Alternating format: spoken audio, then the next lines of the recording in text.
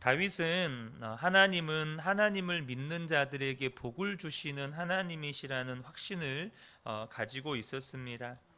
우리가 이 세상을 살면서 세상이 부럽고 또 세상이 좋아 보이는 이런 신앙적인 갈등을 겪는 이유가 실제로 하나님이 복을 주신다고 믿지 못하기 때문입니다.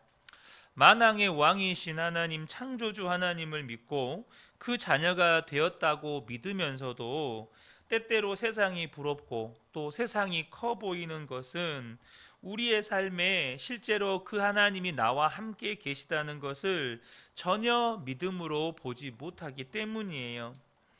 다윗은 사람들이 자기를 죽이려고 지금 무섭게 달려드는 이 전쟁터에 있습니다. 그는 바로 그 전쟁터 현장에서, 전쟁터 한복판에서 하나님을 봅니다. 하나님이 나의 요새이시고 산성이시고 반석이시고 구원자이시고 방패이시고 피난처가 되시는 하나님을 본 것이에요.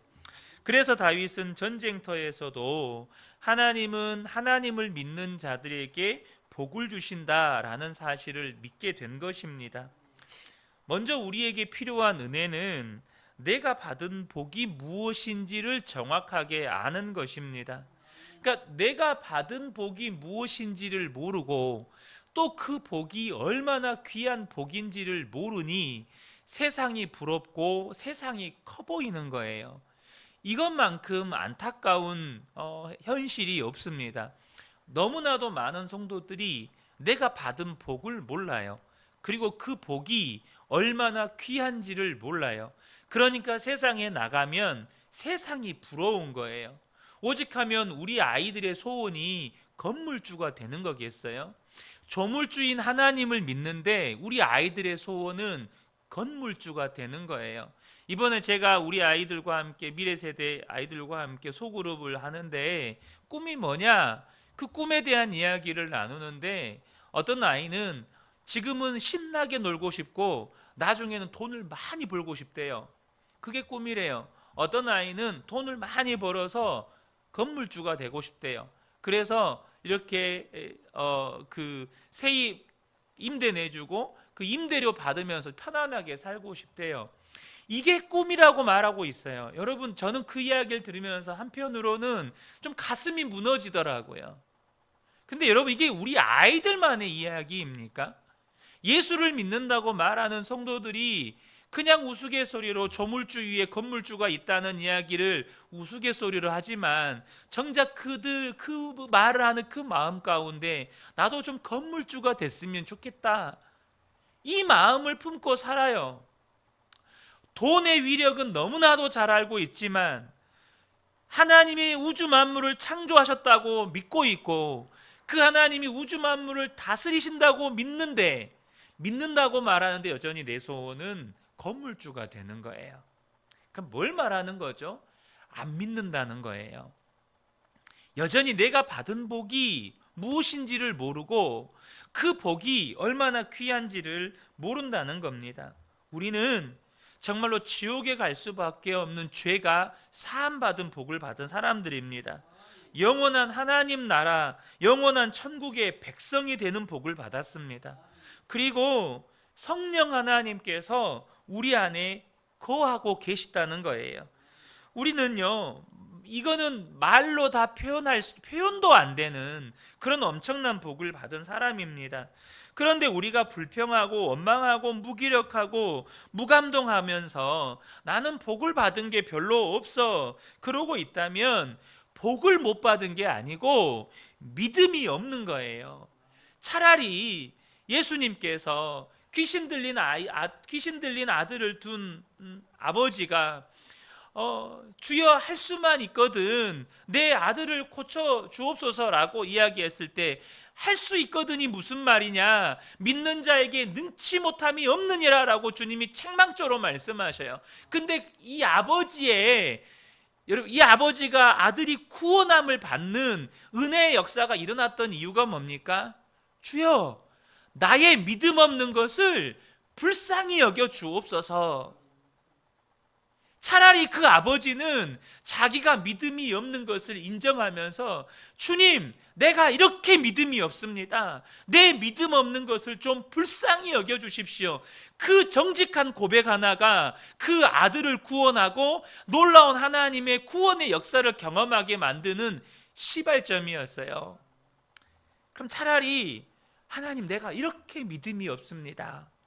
나의 믿음 없는 것을 불쌍히 여겨주시고 정말로 하나님을 볼 수 있는 믿음의 눈을 주십시오. 내게 어떤 복을 주셨는지를 주님 깨닫게 해주십시오. 이 정직한 기도가 저와 여러분을 살린다는 거예요. 때때로 하나님께서 정말로 복을 주시는지 믿어지지 않는 그런 어려움에 닥치기도 합니다. 그러나 그런 일을 만났을 때 저와 여러분이 생각하셔야 돼요. 여러분, 제가요 그런 생각을 안 해봤을까요? 제가요, 저희 남동생이 교통사고로 죽고 아버지가 돌아가시고 저희 누님이 자살을 선택하고 심지어 목회자가 되었음에도 불구하고 주의 부르심의 길을 가면서 목회자의 길을 가는데 저희 딸아이는 희귀 난치 질환을 가지고 평생을 살아야 돼요. 이쯤 하면 여러분, 그냥 목회 그만두고 하나님 원망하고 나 그런 하나님 못 믿겠습니다, 그냥 떠나야 되지 않겠습니까? 그런데요 여러분, 하나님을 떠날 수가 없더라고요. 왜 하나님을 떠날 수가 없을까요? 여러분, 우리 주변에요 예수 믿는 것 때문에 고난당하고 사람들에게 오히려 무시당하고 조롱받고 온갖 손해를 당하면서도 정말 하나님께 뭔가 받은 것이 있나 싶을 정도로 정말로 하나님께서 복을 주신 것이 없는 것 같으면서도, 그러면서도 하나님을 떠나지 않고 오히려 하나님의 영광을 찬양하면서 하나님의 영광을 드러내며 사는 사람들이 있어요. 제가 좀 오래됐는데 새롭게 하소서라는 그 간증 프로그램 있잖아요. 거기 어느 한 여자 선교사님이 나오셨더라고요. 책을 냈어요. 첫째 아이가 희귀 난치 질환을 가지고 있어요.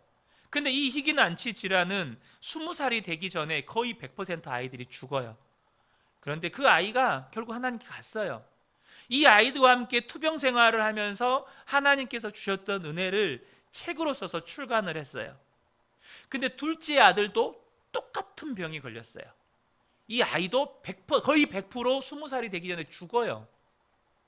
근데 이 아이가 왜 형과 함께 하면서 책은 썼으면서 왜 나랑 함께 하면서 책은 안 쓰냐고, 그래서 이 둘째 아이를 케어하면서 또 책을 하나 출간을 했어요.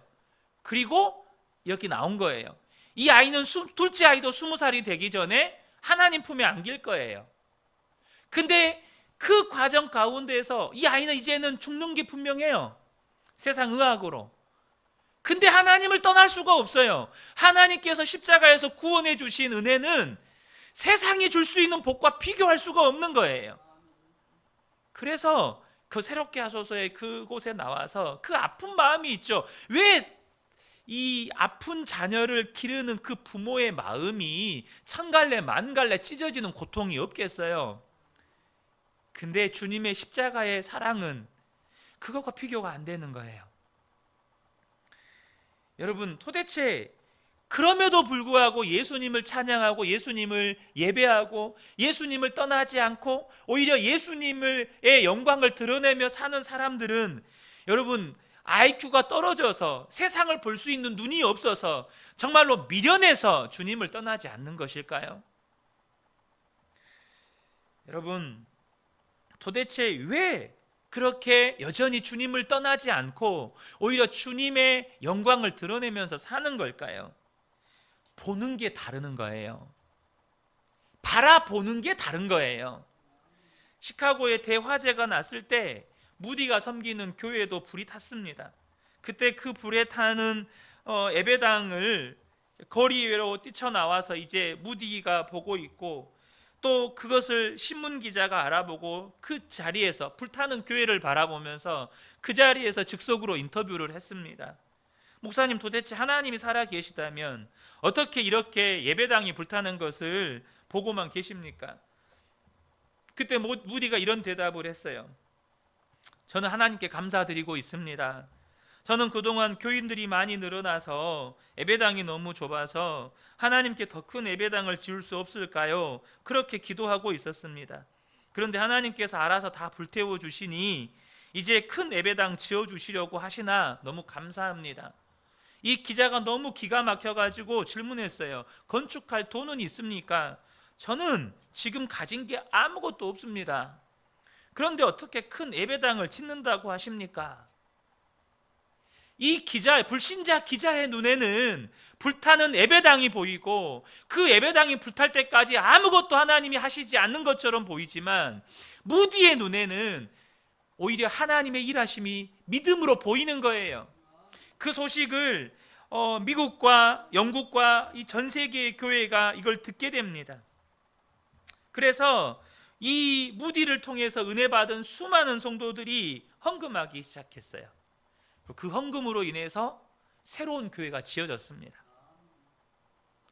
여러분, 복 없는 사람은 그 생각과 말과 행동에서부터 복이 없는 사람의 티가 나요. 오늘 본문 8절을 보면 그들의 입은 헛된 것을 말하며 그들이 맹세하는 오른손은 거짓으로 속이는 손입니다. 이게 무슨 말입니까? 눈에 보이는 것이 전부인 줄 알고 세상 헛된 것만을 끊임없이 입으로 말한다는 거예요.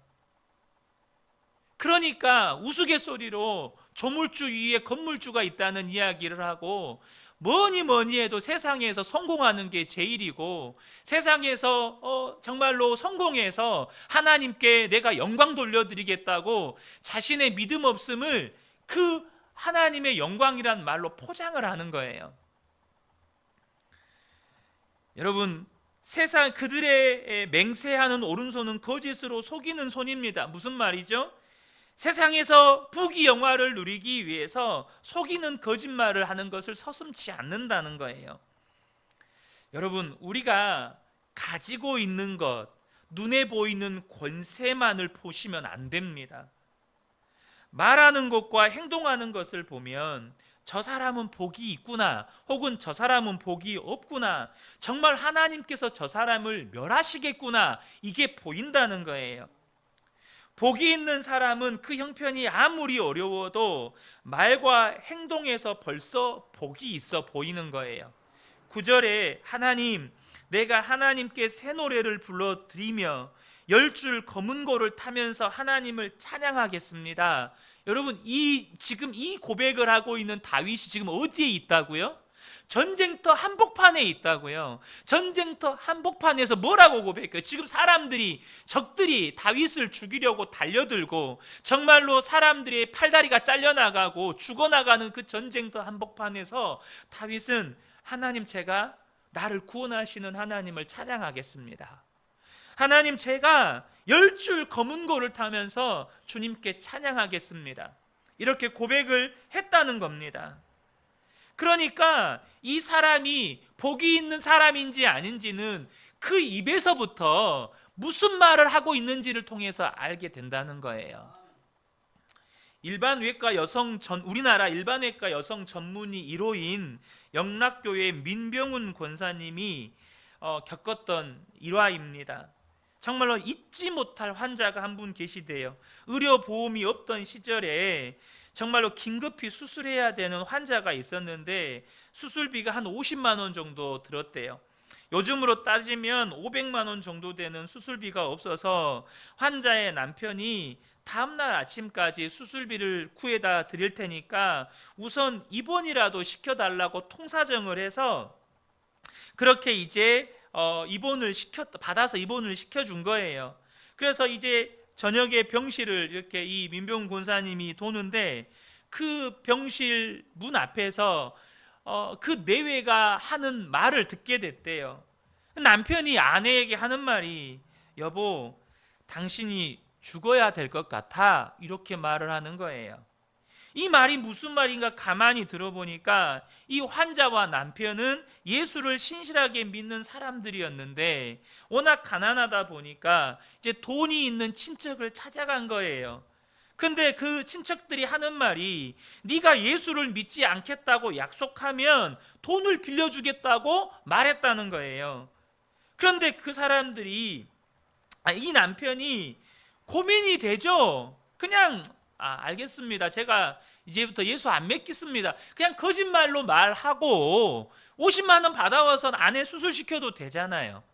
그런데 자기는 도저히 말로라도 예수님을 50만 원에 팔 수가 없겠더래요. 그 50만 원이면 자기 아내의 생명을 구할 수 있는데 자기 아내의 생명을 예수님과 바꿀 수 없겠더래요. 그래서 병원에 가서 아내에게 당신 죽을 수밖에 없나 봐, 이렇게 말을 한 거예요. 그때 아내가 또 이렇게 대답을 하더래요. 여보, 정말 잘했어요. 어떻게 예수님을 단돈 50만 원에 팔아요? 알았으니까 이제 우리 집으로 갑시다. 나 천국 갈 준비할게요.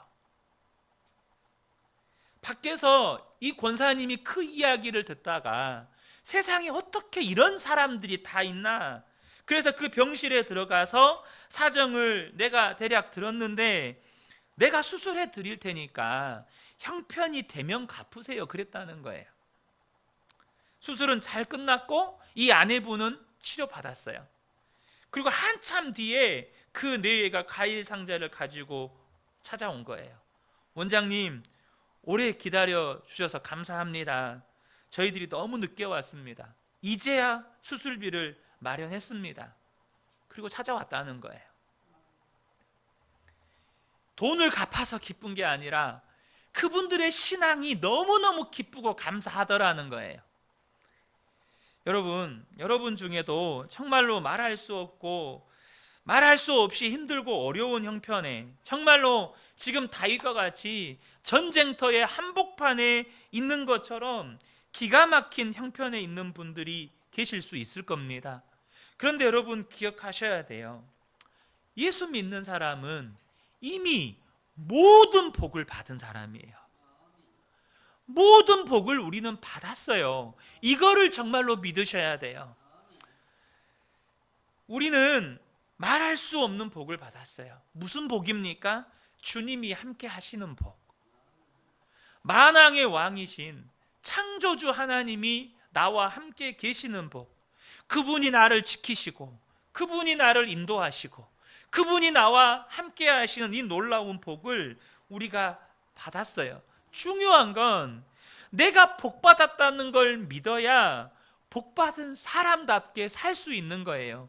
나는 이런 놀라운 복이 있어. 그러면 그거부터 믿으면 생각이 달라져요. 꿈이 달라집니다. 꿈이 달라지니까, 꿈이 달라졌다는 말은 뭐죠? 마음의 소원이 달라졌어요. 그러니까 마음의 소원이 달라지니까 저는 정말로 많이 놀고 돈 많이 버는 게 꿈이에요. 이런 소리를 안 하는 거예요. 저는 건물주가 되는 게 꿈이에요. 어떻게 그게 꿈이에요? 망하는 지름길이지. 여러분, 그건 망하는 지름길이에요. 내 소원은 정말 내가 어떤 모양으로라도 하나님께 쓰임받는 사람이 되고 싶습니다. 여러분, 칼이 영광스럽습니까? 아니면 그 칼을 사용하는 요리사가 영광스러운가요? 요리사의 손에 들려져 있을 때 그 칼이 영광스러운 거예요. 살인자의 손에 칼이 들려 있으면 그것은 범죄 도구가 되지만 요리사의 손에 들려 있으면 그것은 사람을 행복하게 하는 칼이 되는 거예요. 어떤 칼이냐가 중요하지 않아요. 여러분, 복을 받았다는 걸 믿어야 복 받은 사람답게 살게 되는 겁니다. 그래야 이제 하나님께서 우리에게 하신 약속을 이루실 수가 있는 거예요. 시편 1편을 보면 복 받은 사람에 대한 이야기가 나와요. 복 받은 사람이 어떻게 사는지가 나와요. 1절부터 3절을 보면 복 있는 사람은 악인의 꾀를 따르지 아니하며 죄인의 길에 서지 아니하며 오만한 자들의 자리에 앉지 아니하고 오직 여호와의 율법을 즐거워하여 그의 율법을 주야로 묵상하는도다. 그는 시냇가에 심은 나무가 철을 따라 열매를 맺으며 그 잎사귀가 마르지 아니함 같으니 그가 하는 모든 일이 다 형통하리로다. 내가 복을 받았다는 걸 믿으니까 절대 악인의 꾀를, 죄인의 길을, 오만한 자들의 자리를 함께 할 수가 없는 거예요. 여러분, 복을 받은 사람은 반드시 표시가 납니다. 그가 세상적으로 많은 것을 가져서 표시가 나는 게 아니고 그 사람의 생각과 말과 행동에서 이 사람은 복을 받은 사람이구나, 이 사람은 진짜 복 받은 사람이구나, 이게 표시가 나는 거예요. 예수님 당시의 사람들은요, 대부분 다 가난했어요. 근데 그들에게 주님이 뭐라고 말씀하셨냐면 주라는 거예요. 누가복음 6장 38절에 주라, 그리하면 너희에게 줄 것이니 곧 후히 되어 누르고 흔들어 넘치도록 하여 너희에게 안겨주리라. 여러분, 이 사람들이 이 말을 들었을 때 어떤 생각이 들었을까요? 뭐 줄 것이 있어야 주죠. 우리 먹고 살 것도 없는데. 분명히 그런 생각이 들었던 사람들도 있었을 거예요. 여러분, 줄 것이 있어서 주님이 그들의 형편을 몰라서 이 말씀을 하셨을까요? 그게 아닙니다. 하나님의 복을 받은 사람이니까, 이미 복 받았다고 믿으니까 주라는 거예요. 그러면 하나님이 누르고 흔들어 넘치도록 하여 안겨주신다는 겁니다.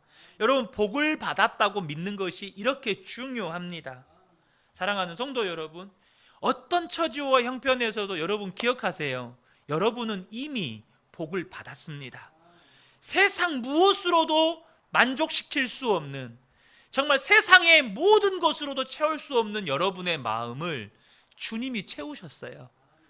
주님이 여러분의 복이 되셨습니다. 그러므로 저와 여러분이 오늘을 살아갈 때 복받은 사람답게 살아가는 은혜가 있으시기를 예수님의 이름으로 축복합니다. 아멘.